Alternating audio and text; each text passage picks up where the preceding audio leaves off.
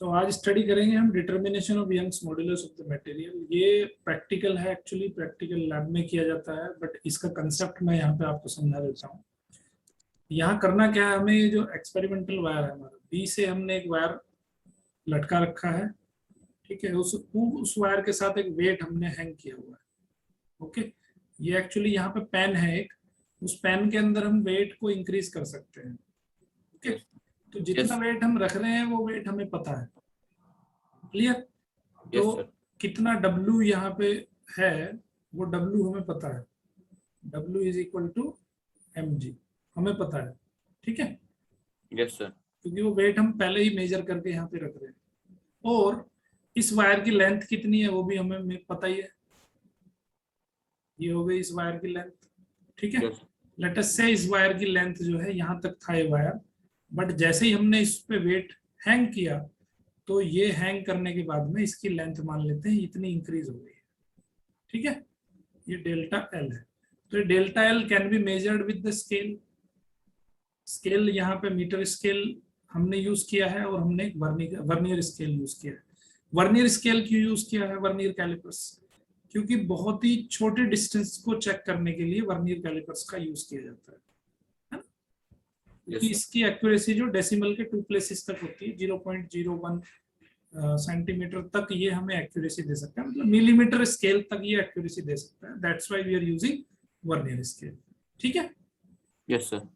तो बहुत ही simple concept है इसका। अगर हमें यंग मॉड्यूलस निकालना है तो वो किसके बराबर होगा, स्ट्रेस अपॉन स्ट्रेन, ठीक है। तो इसका स्ट्रेस कितना होगा, स्ट्रेस होगा इसका फोर्स अपॉन एरिया, है ना। सो फोर्स कितना होगा इसका, W होगा, और अपॉन एरिया किसका, एरिया ऑफ ये जो वायर है यहाँ पे, ये वायर जो हमने हैंग किया है, इस वायर का जो क्रॉस सेक्शन एरिया है ये वाला, ठीक है। ये कितना होता है, पाई आर स्क्वायर होता है, ठीक है। यस।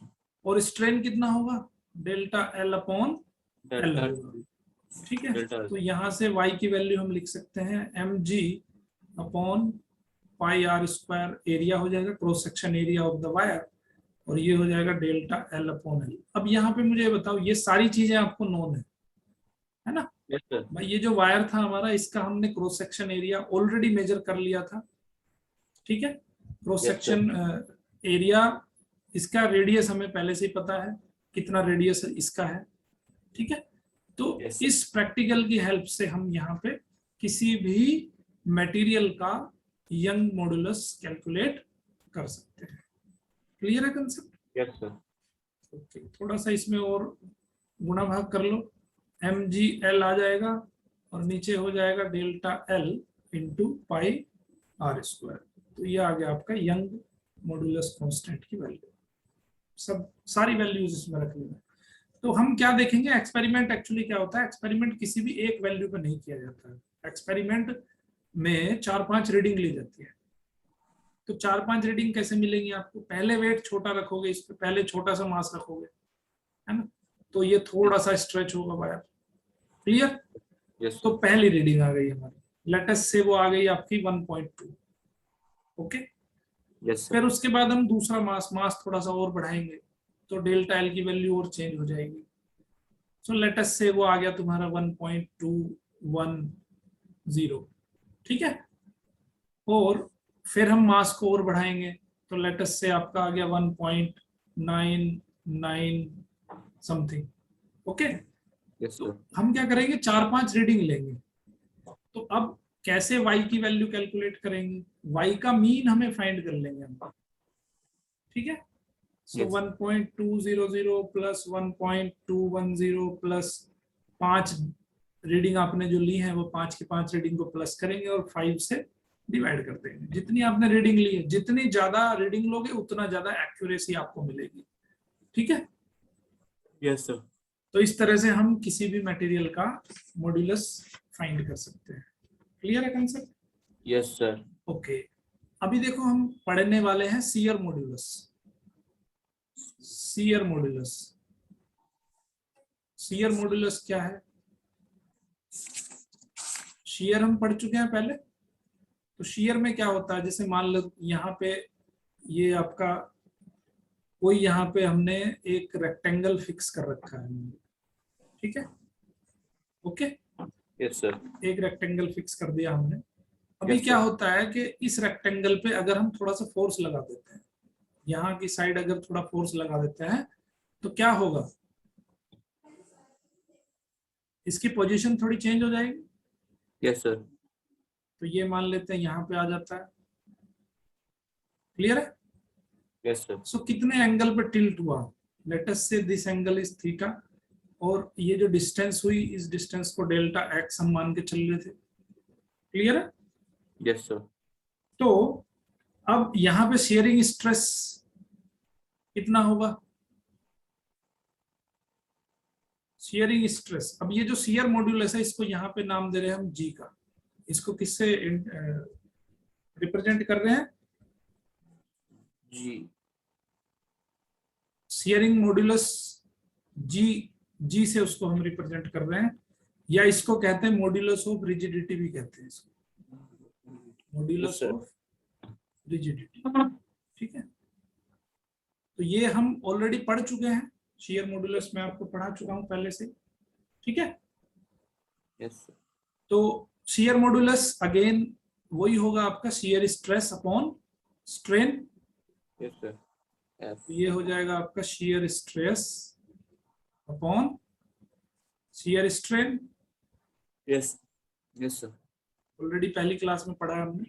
तो शियर स्ट्रेस को हम लेटेस्ट से इसको मोड एस कह रहे हैं, और शियर स्ट्रेन क्या हो जाएगा, delta X upon L, sir, ठीक है, एल इसकी मान लेते हैं लेंथ है, तो ये हो जाएगा delta X upon L, L, clear है कंसेप्ट।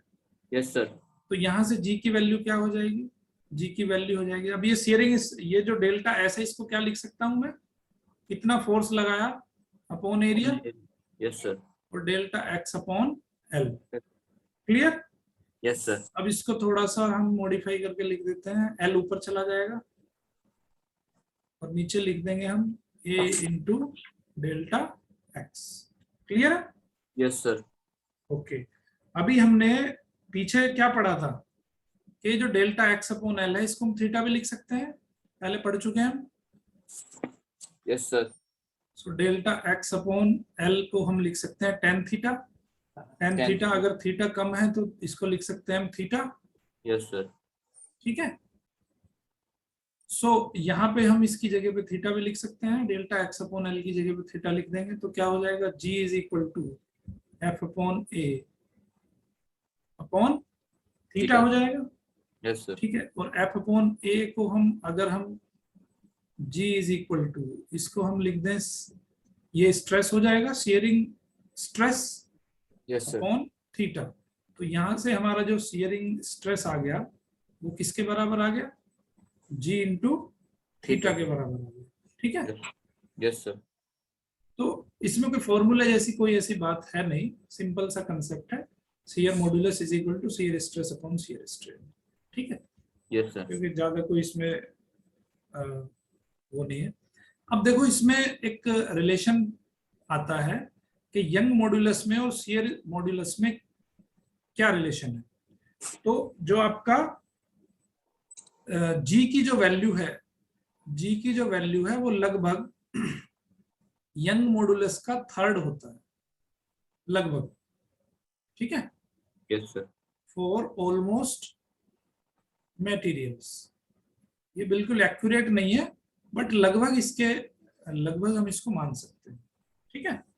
यस सर, टेबल में भी दिया है, अगर टेबल में भी देख सकते हो आप, आपकी टेबल नंबर 9.2 दी है, ठीक है, Yes, उसमें sir. शियर मॉड्यूलस दिया है वैल्यू, तो उसके साथ भी इसको चेक कर सकते हो, यंग मॉड्यूलस के साथ, तो उसका 1/3 होती है, ओके। Yes, सो sir. लेट अस से अब इस पे शियर मॉड्यूलस पे एक एग्जांपल देख लेते हैं, आपका एग्जांपल नंबर 9.4, एग्जांपल नंबर 9.4 क्या कहता है, A square lead slab of side 50 centimetre and thickness 10 centimetre. अब देखो यहाँ पे वही फिगर बना लो जो हमने अभी अभी देखा है, ठीक है। तो इसको हम क्या करते हैं, इसको पहले से ही हम जब उस पर फोर्स लगाया तो फोर्स लगाने पे थोड़ा सा इसमें ये टिल्ट हो जाती है ना। Yes, sir. ये यहाँ पे फिक्स है। तो लेट अस से यहाँ पे ये इसके साथ एंगल बना रही है थीटा। फोर्स हमने किधर को लगाया हुआ है इस पे, फोर्स इधर को लगाया हुआ है। ओके, तो यस ये सर, यहाँ पे शेयर हो जाता है थोड़ा सा। तो इसकी स्लैब की जो साइड है आपकी 50 सेंटीमीटर, थिकनेस है 10 सेंटीमीटर। तो साइड है उसकी 50 सेंटीमीटर एंड थिकनेस है 10 सेंटीमीटर। 10 सेंटीमीटर। क्लियर है? Yes okay. Sir, subject to a shearing force on its narrow face of, अब इसमें फोर्स दिया हुआ है इसमें, ठीक है, फोर्स दिया है उसने 9 इंटू 10⁴ न्यूटन का फोर्स दिया हुआ है।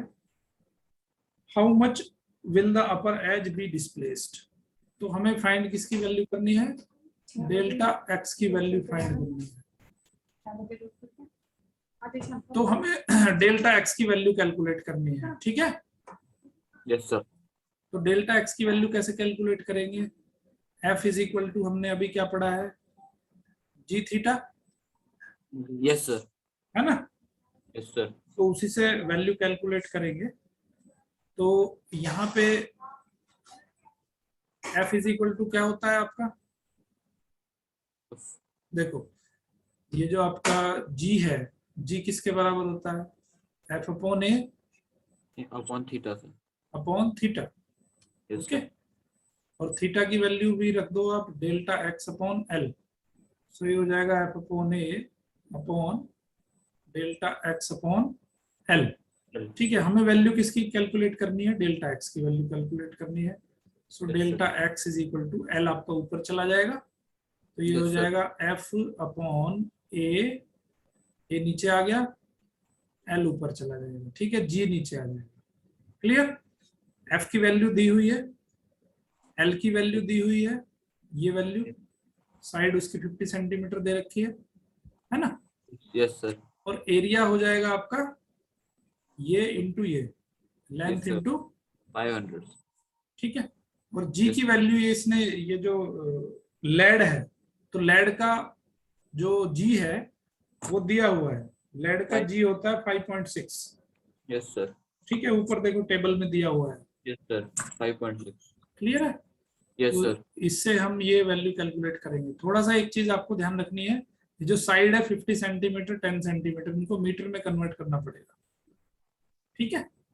यस सर, तो जब सारी की सारी वैल्यूज रखोगे, एफ की वैल्यू क्या रखेंगे 9 इंटू 10⁻10, एल की वैल्यू रख दोगे 50 इंटू 10⁻−2, और ए की वैल्यू हो जाएगी 50 इंटू 10⁻4। जी की वैल्यू है यहाँ पे 5.6 इंटू 10⁹, 5.6 इंटू 10�9। ठीक है, तो ये सब जब कैलकुलेट करेंगे तो आंसर आ जाएगा आपको। मैं डायरेक्टली आंसर लिख देता हूँ, 0.16 mm, 0.16 mm। mm मतलब ये आ जाएगा आपका 160,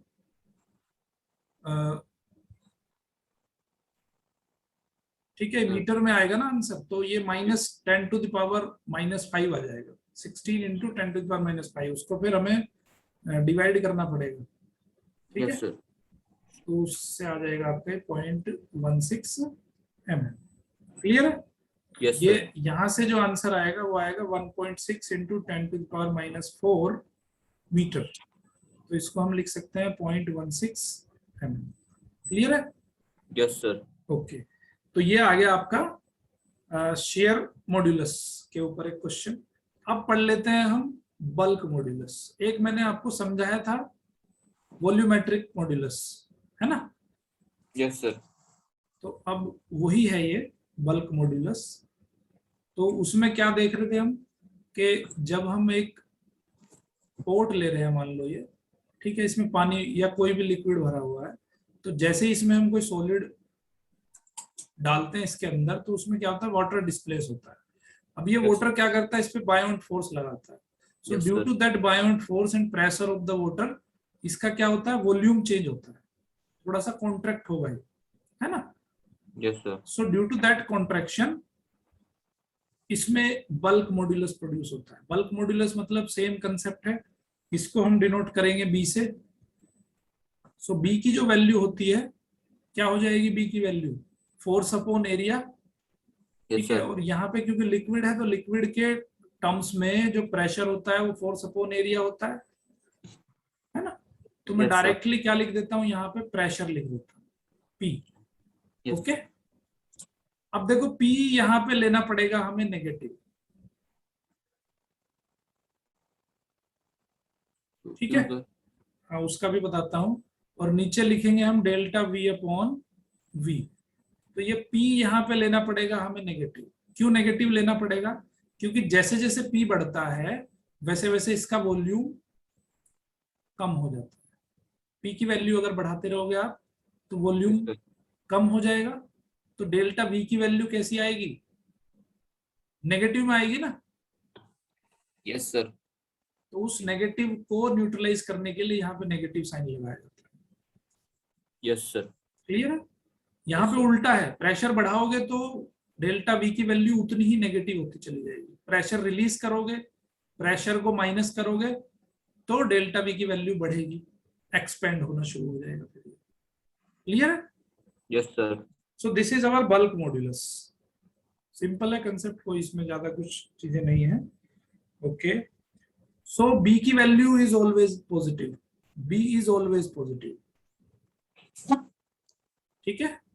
यस सर, तो इसीलिए हमने यहाँ पे नेगेटिव रखा है, क्योंकि पी की वैल्यू जब बढ़ेगी तो डेल्टा वी की वैल्यू माइनस में आएगी, तो उस माइनस को ये माइनस न्यूट्रलाइज करेगा तो ये पॉजिटिव हो जाएगी। सो ये ध्यान रखना है आपको कि bulk modulus is always positive, ये नेगेटिव से कंफ्यूज नहीं होना है, ठीक है।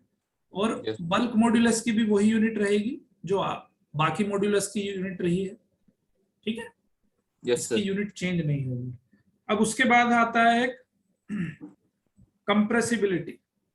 Compressibility is just opposite to bulk modulus, ठीक है। यस सर, कंप्रेसिबिलिटी को के से डिनोट करते हैं। सो के की जो वैल्यू है that is equal to 1/b। Bulk modulus का अपोजिट होता है, ठीक यस है। सर, यस सर, सो अभी इसको क्या लिख सकता हूं मैं? इसको लिख सकता हूं मैं minus delta V upon P, ये लिख सकता हूं। यस सर, या इसको लिख सकता हूं -1/p इंटू, उल्टा लिख दिया क्या? वी होगा सर वो। हाँ, उल्टा लिख दिया मैंने, ये गलत लिखा है। यहाँ पे आ जाएगा आपका, हाँ, ये हो जाएगा आपका v अपॉन डेल्टा वी, ठीक है। यस सर, या इसको मैं लिख सकता हूं अपॉन करके delta V upon V, multiply में अगर लिखना चाहते हैं, ठीक है। यस सर, क्लियर है कंसेप्ट? यस सर, ओके, यहाँ भी अभी भी उल्टा लिखा है यार,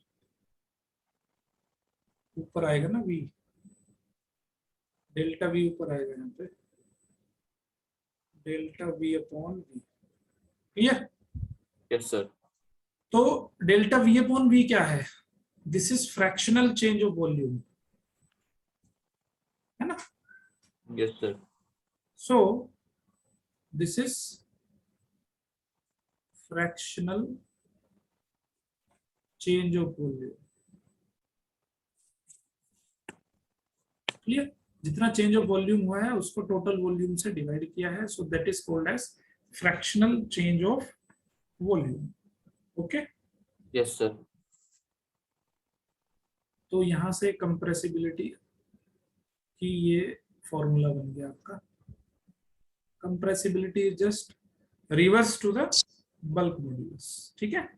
यस सर, ओके, और एक चीज और याद रखनी है कि बल्क मॉड्यूलस जो है वो आपका सॉलिड के लिए वैल्यू ज्यादा होती है।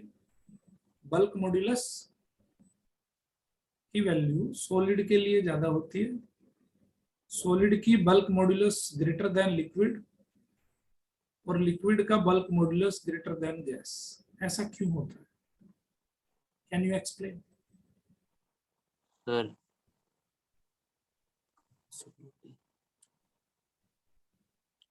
Sir बायोंट force. सॉलिड पे जो प्रेशर लगता है वो ज्यादा लगता है, यस सर। और ये वैल्यू बहुत छोटी होती है सॉलिड के लिए, है ना। Yes sir. डेल्टा वी बहुत छोटा रहेगा ना, उसके चेंज, वॉल्यूम का चेंज बहुत छोटा रहेगा। Yes sir. तो ये वैल्यू जब बहुत छोटी होगी तो इस छोटी वैल्यू से जब ये बड़ी वैल्यू को डिवाइड करेगी तो आंसर और भी बड़ा हो जाएगा। Yes sir. लिक्विड के केस में क्या होता है कि ये ऊपर वाली वैल्यू कम हो जाती है यस ना। सर। और ये क्योंकि उसके पार्टिकल दूर दूर डिस्प्लेस होते हैं तो वहां पे डेल्टा वी ज्यादा होता है। तो लिक्विड के लिए थोड़ा और कम हो जाएगा बल्क मॉड्यूलस, और गैस के लिए सबसे कम होगा बल्क मॉड्यूलस। तो ये क्वेश्चन, ये भी चीज याद रख लो, पूछी जाती है एग्जाम में, ठीक है। कि explain bulk modulus of solid is greater then liquid and bulk modulus of liquid is greater then gas, explain why. तो सिर्फ एक लाइन में इसका जवाब है कि distance between atoms, distance between atoms जो है उस पर डिपेंड करता है, ठीक है। और यस सर। वॉल्यूमेट्रिक चेंज पे भी डिपेंड करता है। वॉल्यूमेट्रिक चेंज सॉलिड्स में कम होता है, लिक्विड में ज्यादा होता है, गैस में उससे भी ज्यादा होता है, ठीक है। So fractional change of volume, fractional change of volume पे डिपेंड करेगा ये, ओके। तीसरा sir. किस पे डिपेंड करेगा, बायंट प्रेशर, प्रेशर पे डिपेंड करेगा। तो सॉलिड का जो प्रेशर होता है वो ज्यादा होता है, लिक्विड का प्रेशर उससे कम होता है, गैस का प्रेशर उससे भी कम होता है। क्लियर है। Yes sir. तो ये कंसेप्ट था। उसके बाद देखते हैं हम एग्जांपल नंबर 9.5। एग्जांपल नंबर 9.5, अभी तक कोई डाउट है तो पूछ लो। No sir. ठीक है। 9.5 कहता है the average depth of Indian Ocean is about 300 metre. जो उसकी डेप्थ है इंडियन ओशियन की वो कितनी है, 3000 मीटर, ठीक है। Calculate the fractional compression. तो फ्रैक्शनल कंप्रेशन हमें कैलकुलेट करना है of water at the bottom of the ocean given that the bulk modulus of water, bulk modulus of water is 2.2 into 10 to the power 9 Newton per meter square. Take G is equal to 10 metre पर second square, ठीक है। तो अब देखो जब ocean एक है जिसमें वाटर की डेप्थ है 300 मीटर, सो ये क्या करेगा, एक फिगर की तरह काम करेगा, है ना। ये मान लेते हैं कि इसका 300 मीटर का डेप्थ है, इतने पे वाटर खड़ा हुआ है, ओके। Yes sir. तो ये एक स्ट्रक्चर बन जाएगी यहां से।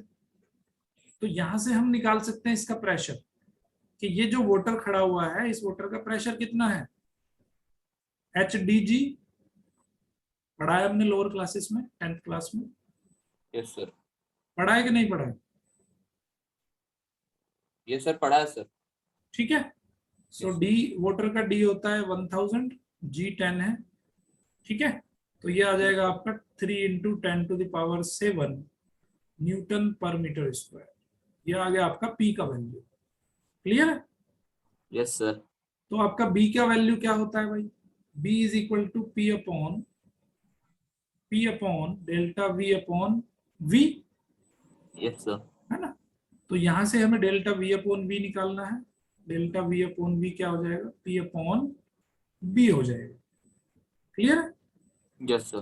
पी की वैल्यू दी हुई है 3 इंटू 10 टू पावर 7, बी की वैल्यू दी हुई है 2.2 इंटू 10 टू पावर 9। कैलकुलेट करोगे तो वैल्यू आ जाएगी 1.36 इंटू 10 टू पावर -2। क्या इसका कोई यूनिट होगा, सर दोनों का सर।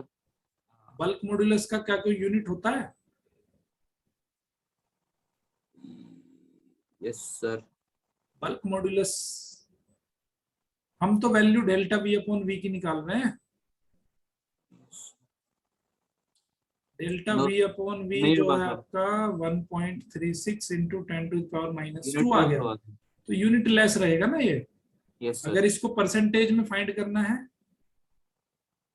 तो into delta 100 V upon V into 100। into 100 is equal to 1.36%. Clear है कंसेप्ट? Yes sir. तो ये आ जाएगा आपका डेल्टा V अपॉन V की value. Okay yes sir. Okay, अभी करेंगे हम बात पॉइजन्स रेशियो के बारे में। यहां तक कंसेप्ट क्लियर है? Yes sir. तो अभी बात करते हैं हम पॉइजन्स रेशियो के बारे में। देखो, हमने एक चीज पढ़ी है कि मान लेते हैं कि ये एक वायर है, ठीक है। वायर को थोड़ा सा मोटा बना रहा हूं जिससे चीजें समझ में आ जाए, ठीक है। ये वायर हमारा Yes, इस sir. तरह का दिखता है ना। यस तो सर। हम कह रहे हैं कि भाई इसमें जो है कुछ स्ट्रेस डालें तो कुछ स्ट्रेन पैदा होता है इसमें, है ना। Yes sir. तो अगर हम कुछ स्ट्रेस डालते हैं इसमें तो उस स्ट्रेस की वजह से कुछ स्ट्रेन इसमें पैदा होता है ना। Yes sir. ऐसा, sorry, stress is directly proportional to strain, ये हमने चीजें पढ़ी है। क्लियर? यस तो सर। इसका मतलब है कि मान लेते हैं इसकी लेंथ L है और इसकी जो रेडियस है वो रेडियस को हमने मान लिया R। अब हम क्या करते हैं, इस पे छोटा सा एक मास हैंग कर देते हैं तो इसकी जो है वो लेंथ बढ़ जाती है ना। Yes sir. तो जब इसकी लेंथ बढ़ेगी तो क्या इसका रेडियस कम नहीं होगा? Sir yes. Yes sir. Volume तो उसका सेम ही रहेगा ना, क्योंकि Yes, जो मटेरियल है आपके पास, मटेरियल तो उतना ही है, मटेरियल थोड़ा ही बड़ा है। तो जब हम इसको स्ट्रेच करेंगे, इस पे कुछ मास हैंग करेंगे तो इसका जो रेडियस होगा, रेडियस चेंज हो जाएगा, यस सर। है ना। Yes sir. तो इसका डायमीटर चेंज हो जाएगा, कहने की बात है यस सर। है ना। तो पॉइजन्स रेशियो क्या होता है कि जो इसका डायमीटर का जो चेंज हुआ है, डेल्टा D अपॉन D। एक तो चीज हो गई हमारी डायमीटर का change in ratio of the diameter, yes sir. Delta D upon D। और दूसरा रेशियो एक ले ले हम, डेल्टा L अपॉन L, ठीक है। Yes sir. तो इसी को कहते हैं पॉइजन्स रेशियो। सिंपल है। Yes sir. तो उसके चेंज इन डायमीटर और upon diameter and change in length upon length, ये दो रेशियो को अगर हम डिवाइड करें, दो रेशियो का अगर हम रेशियो फाइंड करें तो उस रेशियो को कहते हैं पॉइजन्स रेशियो। क्लियर यस है? सर। Yes sir. ओके, अब पढ़ेंगे हम इसमें elastic potential energy in straight wire. अब जब हम इस वायर को स्ट्रेच करेंगे तो कुछ उसमें पोटेंशियल एनर्जी भी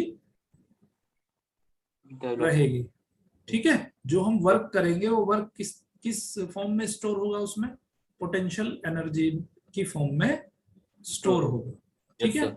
so elastic potential energy in A stretched wire, जब हम किसी वायर को स्ट्रेच करेंगे तो उसमें कितनी पोटेंशियल एनर्जी होगी वो हम फाइंड करेंगे। तो पोटेंशियल एनर्जी फाइंड करने का, एनर्जी वर्क डन फाइंड कैसे करते हैं, बहुत सिंपल सा कंसेप्ट बताऊंगा आपको। यहाँ पे ये वायर है, इसका लेंथ मान लेते हैं L था, लेकिन जब हमने इस पे कोई वेट हैंग कर दिया तो वेट हैंग करने पे इसका जो लेंथ इंक्रीज हुआ, लेट अस से वो डेल्टा L और इंक्रीज हो गया, है ना। Yes sir. तो ये यहां से और यहां इंक्रीज हुआ, तो इसमें कितना पोटेंशियल एनर्जी स्टोर हुआ, तो वो चीज हमें फाइंड करनी है, ठीक है। Yes sir. तो पोटेंशियल एनर्जी किसके बराबर होती है भाई? वर्क डन के बराबर होगी। Yes sir. सो यहाँ पे लिखेंगे हम कि our potential energy is equal to work done. और वर्क डन किसके बराबर होता है? Force into DL, force into small displacement. Yes sir. ठीक है। यस अब सर। ये तो हमने एक छोटे से पार्ट के लिए कैलकुलेट किया है। Yes, अगर sir. हमें कैलकुलेट करना हो पूरे वायर के लिए तो हम क्या करेंगे, इसको इंटीग्रेट कर देंगे yes sir. With respect to L, ठीक है। Yes sir. अभी हमने पीछे क्या फॉर्मूला पढ़ा है, y is equal to F upon A delta L upon L, ये पढ़ के आए हम। Yes sir. या मैं इसको डेल्टा एल को छोटा एल लिख सकता हूँ। Yes sir. अगर इसमें ये डेल्टा एल की वैल्यू जो है अगर स्मॉल एल हो तो मैं इसको इस तरह से लिख सकता हूँ। Yes sir. ठीक है, यस सर। तो यहां से एफ की वैल्यू निकाल लो। एफ की वैल्यू क्या हो जाएगी, वाई एल अपॉन एल, ये हो जाएगी ना, यस सर। और ए ऊपर मल्टीप्लाई हो जाएगा। क्लियर। Yes sir. तो अब हम क्या करेंगे, एफ की वैल्यू को यहाँ पुट करेंगे, तो यहाँ पे टोटल वर्क डन निकाल लेंगे हम। Total work done, total work done का क्या होगा, जब एल की वैल्यू 0 थी और जब एल की वैल्यू स्मॉल एल हो गई है। यहाँ पे 0 थी एल की, स्मॉल एल की वैल्यू, यस सर। और जब ये स्ट्रेच हुआ एल, तो यहां से यहां तक स्ट्रेच करने में कितनी एनर्जी लगी, so that will be equals to total work done. ठीक है, यस सर। एफ की वैल्यू यहां से रखेंगे, Y L A upon L, और ये हो जाएगा आपका डी एल। यहां तक कोई दिक्कत? No sir. ओके, इंटीग्रेट करेंगे इसको। देखो जो कांस्टेंट वैल्यूज हैं उसको बाहर ले लो, वाई ए अपॉन एल, ये तो है कांस्टेंट, वाई ए अपॉन एल। वेरिएबल क्या है आपका, एल डी एल। इंटीग्रेशन करो, L square, L square upon 2, और ये हो जाएगा इंटीग्रेशन कहां से कहां तक, 0 टू एल। तो ये लास्ट वाला तो 0 रहेगा, तो एल स्क्वायर बाई 2 रह जाएगा। Yes sir. तो ये बचेगा आपका हाफ वाई, और ये एल स्क्वायर बाई, मैं यहाँ पे क्या करता हूँ, ये इसको लिख लेते हैं वाई ए अपॉन एल, और ये बचेगा आपका एल स्क्वायर। ठीक है, यहाँ तक कंसेप्ट क्लियर है। Yes sir. अब मैं इसके ऊपर नीचे एल का मल्टीप्लाई कर लेता हूँ, वाई ए अपॉन एल इंटू एल, और यहाँ पे लिखा मैंने एल स्क्वायर। ठीक है, ऊपर नीचे मैंने कैपिटल एल का मल्टीप्लाई कर लिया, तो ये हो जाएगा हाफ, ये नीचे एल इंटू एल स्क्वायर लिख दूं, so L square upon L square. ठीक है, यस सर। इंटू वाई आ गया यहाँ पे वाई, और ए इंटू एल क्या हो जाएगा, एरिया इंटू लेंथ, ये क्या हो जाएगा, वॉल्यूम सर। वॉल्यूम हो जाएगा। ठीक है, सो ये हो जाएगा 1/2 L square upon L square Y into volume. Okay, yes sir. तो अगर यहाँ पे देखो, ये इसको हम लिख देंगे टोटल पोटेंशियल एनर्जी। ओके, क्योंकि वर्क डन ही होगा हमारा पोटेंशियल एनर्जी के बराबर। Yes sir. Clear concept. अब यहाँ पे देखिए, इसकी वैल्यू रख देंगे हम 1/2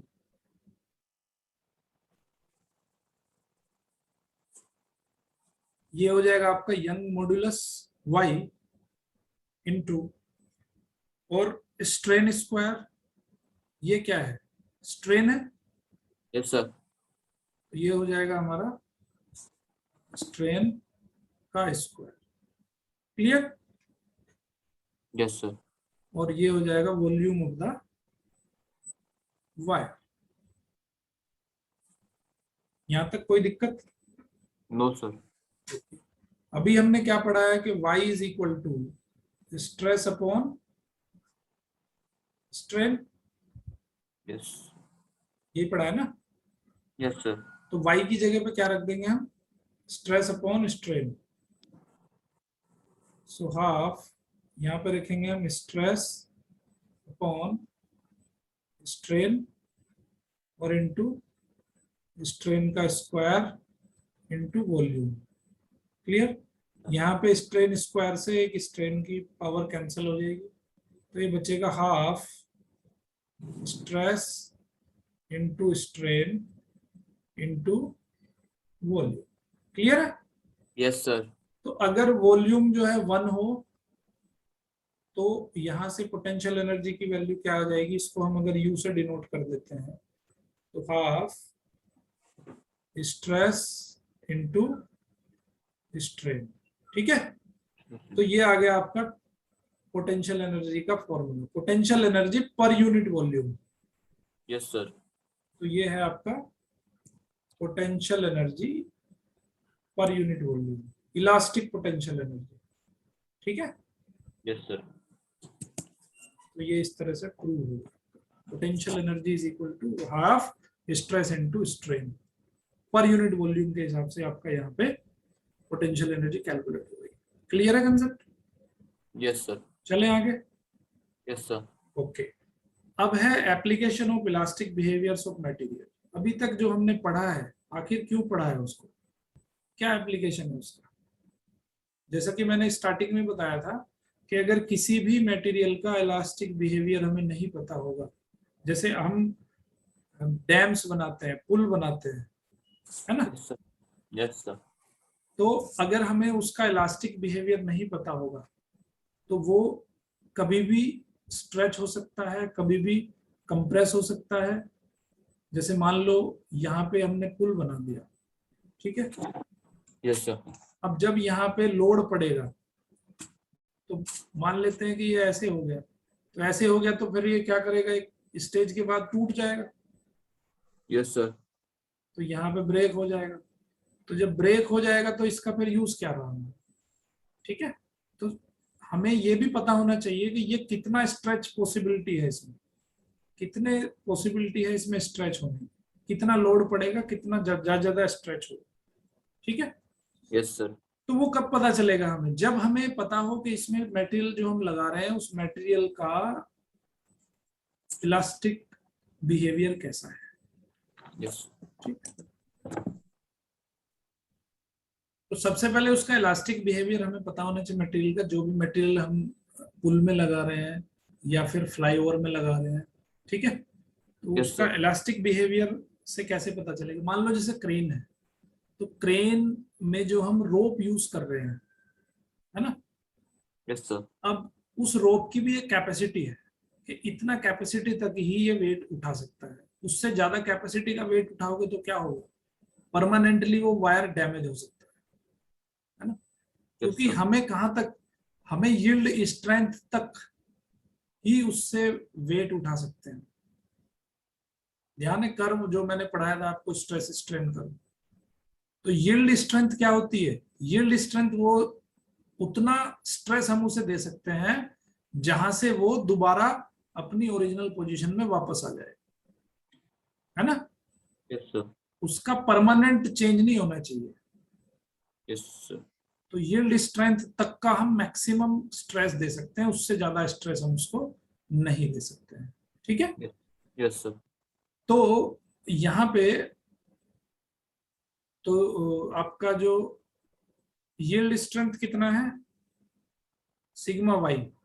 ठीक है, sigma Y is the maximum stress, maximum stress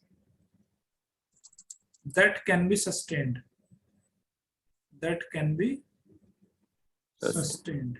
इससे ज्यादा अगर हम देंगे तो क्या होगा, परमानेंटली उसको डैमेज कर देगा, क्योंकि यहां से तो दोबारा से वो हुक्स लॉ फॉलो होता है। मतलब डेल्टा, ये सिग्मा वाई से नीचे तो हुक्स लॉ फॉलो होता है, इससे ऊपर हुक्स लॉ फॉलो नहीं होता है ना? Yes sir. तो मैक्सिमम हम उसको यील्ड स्ट्रेंथ तक ही हम उसको स्ट्रेस दे सकते हैं। ठीक है, सो स्ट्रेस की वैल्यू जो हो सकती है, दैट इज लेसर देन और इक्वल टू मॉड्यूलस वाई। इससे ज्यादा की हम उसको नहीं दे सकते हैं स्ट्रेस। ठीक है, यस सर। क्लियर है कंसेप्ट? तो स्ट्रेस क्या होती है भाई? स्ट्रेस होती है force upon area. Area sir. ठीक है, तो ये आ जाएगा डेल्टा वाई के बराबर, ये सिग्मा वाई के बराबर। सो ए जो हो जाएगा वो ग्रेटर देन और equal to F upon sigma Y. समझ आई बात? Yes sir. ए क्या है? ए है जो वायर आप यूज कर रहे हो, उस वायर का cross section area. So pi r square आपका होना चाहिए एफ अपॉन रो वाई से ज्यादा, या हम आर स्क्वायर लिख सकते हैं यहाँ से, r square is greater than F upon rho Y into pi. ठीक है, तो ये चीज आपको पता होनी चाहिए। क्लियर है? यस या सर। इसको और थोड़ा एलैबोरेट कर दें तो आर इज ग्रेटर देन और equal to F upon rho Y pi और इसका अंडर रूट कर दो। तो आर की वैल्यू कम से कम इतनी होनी चाहिए, है ना? Yes sir. अब जैसे एक एग्जांपल ले लेते हैं, एक जो क्रेन के अंदर जो वायर लगा होता है, स्टील वायर, उसका Yes, sir. आर कितना होता है, तो उस आर को कैलकुलेट करते हैं। तो हमें कैलकुलेट करना है एफ अपॉन सिग्मा वाई और पाई अंडर रूट की वैल्यू। तो एफ जो होता है उस पर around 10 to the power 4 kg into 9.8। ठीक है, Yes, sir. तो इतना उसके ऊपर एफ लगा होता है। तो Yes, sir. 4 A rope of steel wire in crane. ठीक है, Yes, sir. तो उसके लिए एफ की वैल्यू क्या हो जाएगी भाई? एफ इज इक्वल टू हो जाएगा M G. Yes, M sir. अगर हमें 10 टू द पावर 4 kg का कोई वेट उठाना है, ठीक है, जी की वैल्यू 10 है। क्लियर? Yes, sir. या जी की वैल्यू ले लो 9.8 ले लो एग्जैक्टली, तो एफ की वैल्यू इतने न्यूटन आ जाएगी। Yes, और sir. स्टील वायर के लिए जो ये इसकी वैल्यू होती है डेल्टा वाई की वैल्यू होती है 300 into 10 to the power 6 newton पर मीटर स्क्वायर। Yes, sir. ठीक है, तो इसको अगर हम कैलकुलेट करते हैं तो यहाँ से जो आर की वैल्यू आती है, यानी कि इसकी वैल्यू जो आती है एफ अपॉन सिग्मा वाई पाई इसका अंडर रूट, इसकी जो वैल्यू आती है वो आती है भाई 1 सेंटीमीटर, अप्रोक्सीमेटली 1 सेंटीमीटर। ठीक है, Yes, sir. तो इसका मतलब क्या है कि 10 टू द पावर 4 kg का वेट उठाने के लिए मिनिमम जो रोप का जो रेडियस होना चाहिए, वो रेडियस कितना होना चाहिए? 1 सेंटीमीटर का रेडियस होना चाहिए। Yes, sir. लेकिन अगर क्या 1 सेंटीमीटर के रेडियस का कोई वायर आप उससे लटका दो 10 टू द पावर 4 kg का वेट, तो क्या वो सस्टेन करेगा? प्रैक्टिकली टूट जाएगा सर। टूट जाएगा। क्यों टूट जाएगा? क्योंकि ये सिंगल वायर है। तो Yes, इसलिए sir. क्या करते हैं, वायर छोटे छोटे वायर लेते हैं और वायर को ट्विस्ट करते हैं, और ट्विस्ट करने के बाद क्या करते हैं उसको, मतलब अगर 1 सेंटीमीटर उसका हमें वो बनाना है रेडियस, तो हम क्या करते हैं उससे 10 वायर्स ले लेते हैं और 10 वायर को ट्विस्ट करते हैं, ट्विस्ट करके वो 1 सेंटीमीटर का रेडियस बनाएंगे। लेकिन हम क्या करते हैं, लगभग 10 फोल्ड वैल्यू इंक्रीज करते हैं, क्योंकि ऐसा नहीं है कि एग्जैक्ट ही वैल्यू आपको चाहिए भाई। अगर 10 टू द पावर 4 kg का वेट उठाना है तो ऐसा नहीं है कि 1 सेंटीमीटर का ही रेडियस, ये तो कम से कम रेडियस है। Yes, sir. इतने रेडियस पे तार जो है सस्टेन कर जाएगा हमारा रोप। टूट भी सकता है थोड़ा सा ज्यादा हो गया तो। बिल्कुल ये तो है नेक टू नेक है, तो हमें इससे ज्यादा ही रखना पड़ेगा ना। Yes, sir. तो इससे ज्यादा मतलब हम अपनी सेफ्टी पर्पस के लिए लगभग 10 फोल्ड करके चलते हैं। तो 1 सेंटीमीटर के बजाय हम क्या करेंगे 10 सेंटीमीटर। तो 1 सेंटीमीटर के बजाय क्या करेंगे, 1 सेंटीमीटर के 10 वायर लेंगे और उन 10 वायर को ट्विस्ट करेंगे एक दूसरे के साथ, और तब जाके एक रोप बनेगी। ठीक है, तो वो Yes, रोप sir. हमारे लिए ज्यादा सेफ रहेगी। Yes, क्लियर है? sir. तो उनको Yes, sir. ब्रेड करेंगे एक दूसरे के साथ, और ब्रेड करके तब हम उस रोप को यूज करेंगे। Clear concept? Yes, sir. Okay, अब एक दूसरा कंसेप्ट और है। तो पहला एक तो ये हमारा यूज है, इसका एप्लीकेशन है कि जो क्रेन में हम वायर यूज करते हैं, अगर हमें मटेरियल का इलास्टिसिटी पता हो तो उस क्रेन की जो कैपेसिटी है, कैपेसिटी हम डिसाइड कर सकते हैं by the help of wire. Yes, जो sir. वायर उसमें यूज हो रहा है, उस वायर का डायामीटर कितना है, उस वायर का रेडियस कितना है, उस वायर का मटेरियल क्या है, उस मटेरियल से हम डिसाइड कर सकते हैं कि क्रेन की जो कैपेसिटी है वो कितनी होगी। क्लियर है कंसेप्ट? Yes, sir. तो पहला हमने इसका यूज पढ़ लिया कि क्रेन के वायर की कैपेसिटी या क्रेन की कैपेसिटी डिसाइड करने के लिए। ठीक है, Yes, sir. Deciding the capacity of crane, practical use है इसका। Okay, Yes. तो इसमें यूज करते हैं। दूसरा हम क्या यूज करते हैं, जो हम फ्लाईओवर्स बनाते हैं। ठीक Yes, है, sir. तो फ्लाईओवर बनाने में क्या होता है भाई, फ्लाईओवर बनाने में देखो ऐसे ऐसे ब्लॉक यूज होते हैं, ठीक yes है, sir, ये ब्लॉक यूज होते हैं। तो अब इस ब्लॉक की मान लेते हैं कि ये बी यहाँ पे थिकनेस है, ठीक है, और डी यहाँ पे इसकी लेंथ है, क्लियर। yes sir, तो अब इसको अगर हम ऐसे लेंथ वाइज रखेंगे तो लेंथ वाइज क्या होगा, इसमें स्ट्रेच ज्यादा होगा, yes ये ज्यादा स्ट्रेच हुआ तो क्या हो सकता है, टूट टूट सकता भी है, सकता है, टूटने की पॉसिबिलिटीज ज्यादा है इसके अंदर, है ना। yes sir, तो हम क्या करते हैं, आपने देखा होगा कि फ्लाईओवर्स के अंदर हम क्या करते हैं कि इसके नीचे हम लगाते हैं एक सपोर्ट। सपोर्ट कैसा होता है, वो आई की फॉर्म में होता है। yes sir, जितने भी आप देखोगे फ्लाईओवर्स के नीचे आई के फॉर्म में एक सपोर्ट लगाते हैं।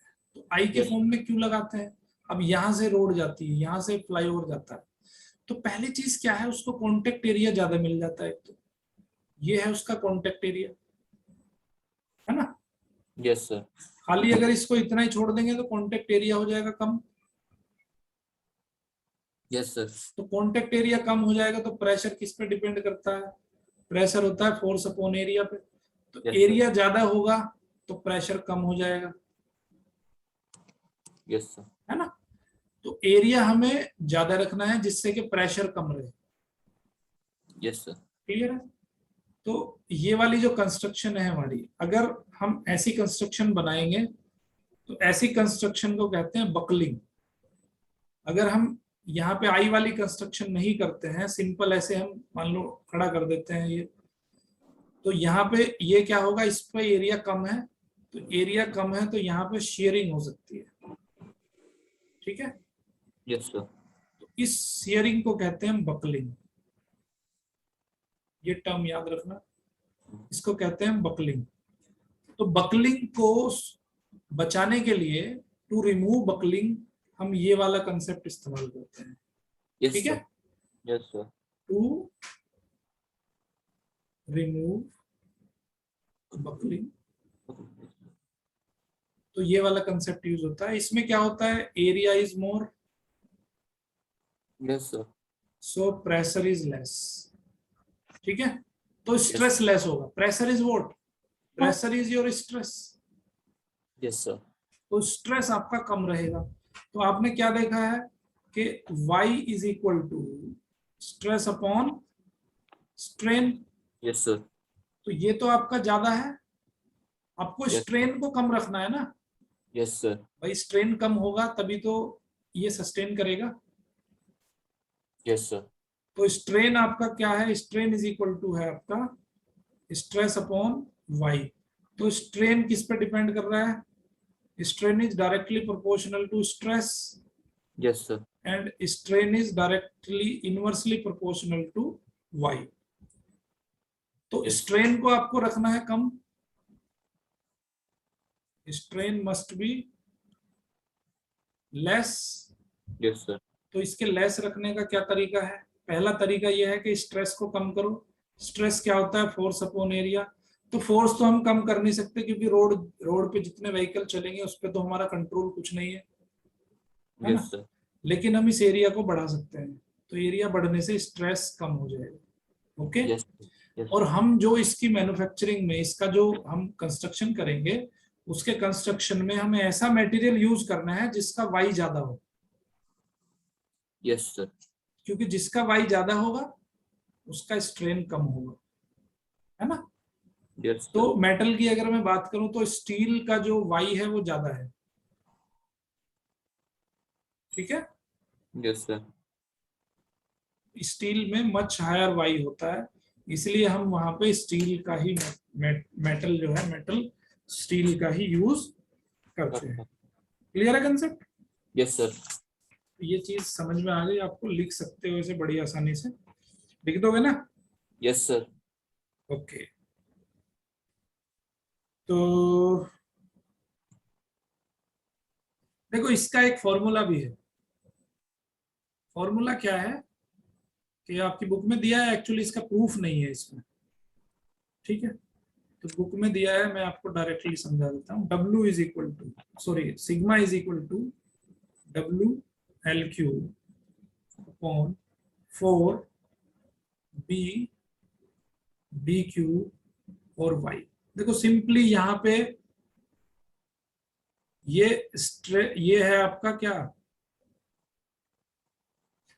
सर ये वाई सर, क्या है? Stress strain sir. हाँ, तो इसको आपको जो है कम से कम रखना है। Yes sir. तो इसको कम कैसे रख सकते हो भाई? W पे तो आपका कंट्रोल है नहीं कुछ, यस तो कंट्रोल किस पे है? एक तो L पे है, उसकी लंबाई आप कम कर सकते हो। ये जो पीस आप डाल रहे हो ना, ये वाला ऊपर वाला, यस सर। ये जो L, ये जो आप इस पे पीस डाल रहे हो, ठीक है, इस L को आप कम कर सकते हो, यस सर। है ना। तो अगर L जो है लेस हो तो छोटे छोटे पीस डाल लें इसके ऊपर, क्योंकि ये पूरा कनेक्ट रहता है एक दूसरे से। तो जितने छोटे पीस रहेंगे उतना ज्यादा स्ट्रेंथ रहेगी इसकी, ठीक है। Yes sir. दूसरा, B की वैल्यू कम होनी चाहिए, सॉरी B की वैल्यू ज्यादा होनी चाहिए। यस तभी तो ये कम होगा। Yes sir. D की वैल्यू भी ज्यादा होनी चाहिए।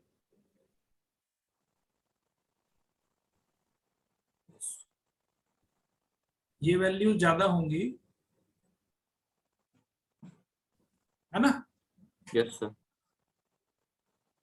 क्लियर है? Yes sir. ओके।